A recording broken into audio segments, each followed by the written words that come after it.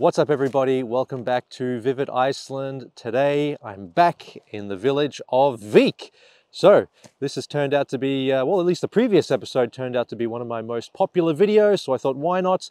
Let's get back to Vík and check out a lot of the places that I missed in the previous episode, in addition to seeing what else is new in this tiny little village on the south coast. As you can probably see, it's summertime, the lupins are blooming, it smells fantastic where I'm sitting at the moment.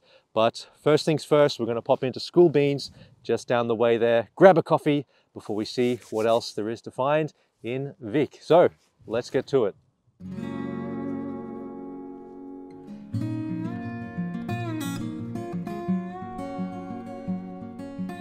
You can't start your day in Vík without getting a fantastic coffee or tea at Skool Beans. And today I chose the fully loaded white mocha, and my friend got a cappuccino with a Nutella bagel on the side. After our caffeine fix, we headed straight for the black sand beach, just a short walk from the main shopping area of Vík.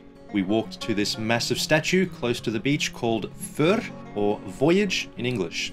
It stands here to represent the more than 1,000 years of sea trading between Hull in the UK and Iceland. As we continued our walk to the beach, we saw a bunch of paragliders coming into land at the local sports oval, as well as a bunch of riders and their horses strolling along the black sand beach. Both of these activities are possible here in Vík, and I'll pop links to them in the description below. Leaving the black sand beach, we visited a monument to the German sailors and fishermen lost at sea, and the ever-helpful locals who would attempt to rescue any people in distress.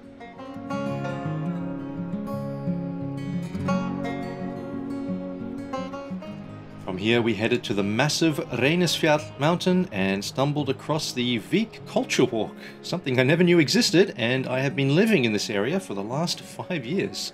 There are some beautiful basalt columns tucked away in the mountainside, as well as some interesting folk tales surrounding this area of the village. I'm not going to spoil too much, but it does involve a half-man, half-bull creature, so you'll have to come check it out for yourself. Following the path back into the village, you'll come across some old turf houses from the late 1800s and some little farming plots where people grow potatoes. At the very end of the culture walk is a peaceful little grove commemorating a local villager.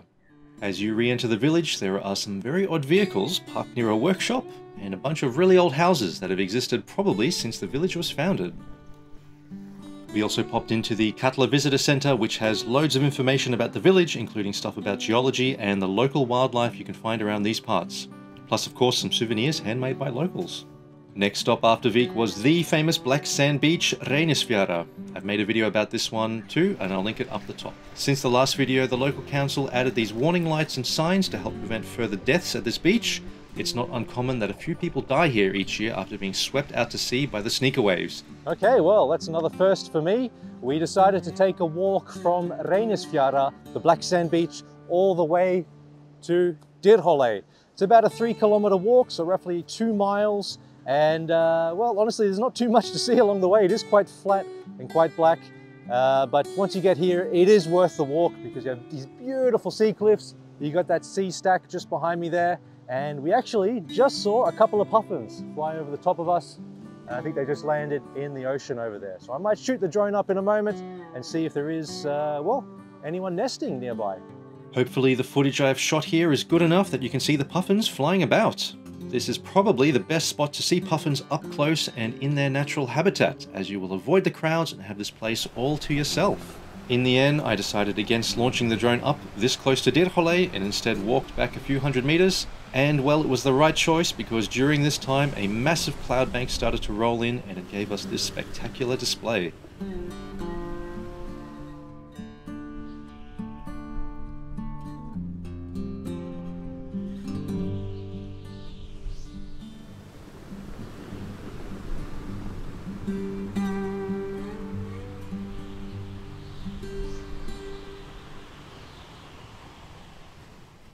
Heading back towards the car park, we chose to walk through the sandy plains rather than along the shoreline.